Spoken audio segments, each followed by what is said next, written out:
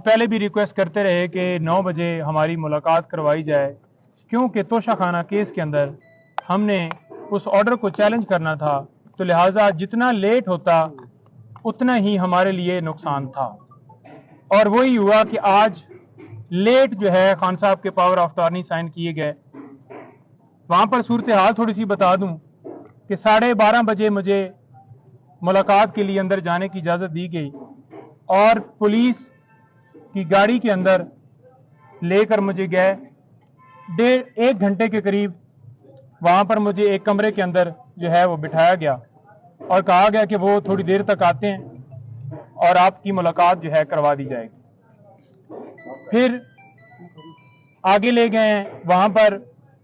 Deputy superintendent साहब के कमरे में उनको भी लाया गया है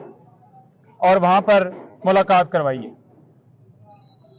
1:30 बजे ये हमारी मुलाकात शुरू हुई है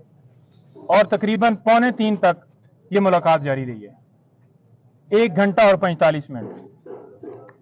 खान साहब से मैंने पूछा है कि क्या पोजीशन है, जब से आप अरेस्ट हुए हैं तो किस हालत में आपको रखा गया है। उन्होंने कहा है कि मुझे सी क्लास में इन्होंने रखा हुआ है, छोटा सा कमरा है, चक्की वाले कमरे में उन्होंने रखा हुआ है मुझे, और यहां पर ओपन वॉशरूम है, उसके ऊपर वॉशरूम के अंदर कोई शावर नहीं है। वहां पर उन्होंने ये बताया कि दिन को मक्खियां होती हैं और रात को कीड़े होते हैं। ऐसी हालत में उन्हें वहां पर रखा गया है। खाने के हवाले से उन्होंने कहा है कि मुझे कोई इशू नहीं है, दे मुझे दाल रहे हैं, साग रहे हैं, वही है खाना, लेकिन इस हवाले से मुझे कोई इशू नहीं है, जो भी खाना मर्जी है वो दें। और साथ उन्होंने ये भी कहा है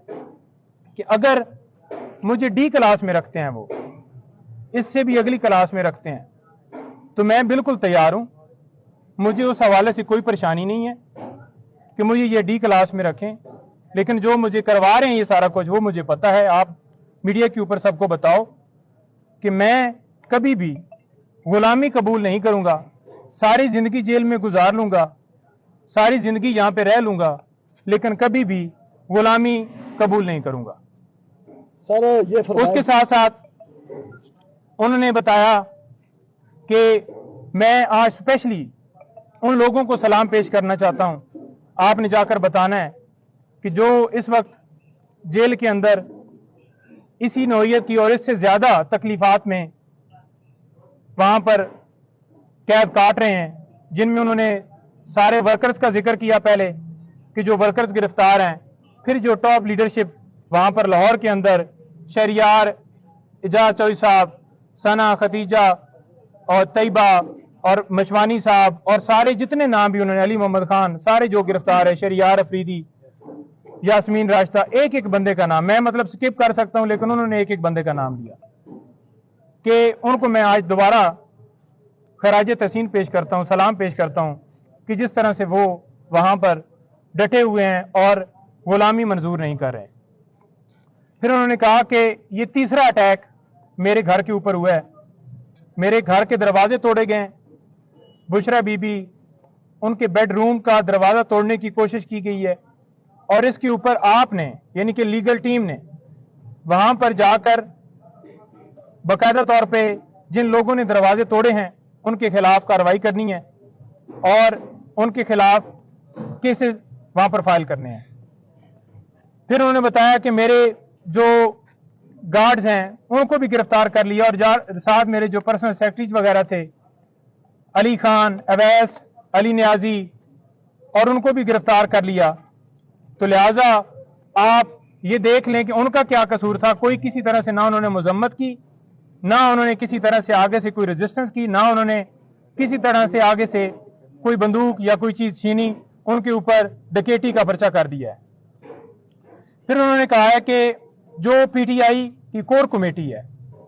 वो फैसला करेगी, जो भी हमारा लाए अमल होगा। कोर कमेटी को सारा इख्तियार मैं दे के आया हूं, कोर कमेटी सारा फैसला करेगी और मेरी मुशावरत से करेगी, कोई एक बंदा डिसीजन नहीं लेगा, कोर कमेटी सारे फैसले पीटीआई के हवाले से करेगी। फिर उन्होंने ये कहा कि जो मुझे यहां से अगवा किया गया है, ये 9 मई की तरह दोबारा अगवा था, जिस तरह से 1 बजे पुलिस फौरन पंजाब की वहां पहुंची है, ना उनके पास कोई मुझे वारंट दिखाया गया है, हालांकि मैं खुद कह रहा हूं कि मैं चलने के लिए तैयार हूं, और जबरदस्ती मुझे दबोच के कपड़ा डाल के वो गाड़ी के अंदर उन्होंने जाके मुझे बिठाया है। तो ये एक अगवा इस हवाले से मैं कहूंगा कि 12:30 बजे फैसला होता है और पुलिस की ना इजाजत होती है, पुलिस के पास इस्लामाबाद पुलिस ना मौके पे मौजूद होती है, पंजाब पुलिस आकर जिस तरह से उन्होंने मुझे वहां से अगवा किया, मेरे घर के दरवाजे तोड़े गए, तो मैं ऐसे अगवा कहूंगा। और लोग अगर पुरअमन एहतजाज कर रहे हैं तो वो उनका हक है, क्योंकि जिस तरह से ये डिसीजन दिया गया उजलत में और जैसा हमने यकतरफा कार्रवाई की, तो पुरअमन एहतजाज हर शहरी का हक है, और मैंने पुरअमन एहतजाज का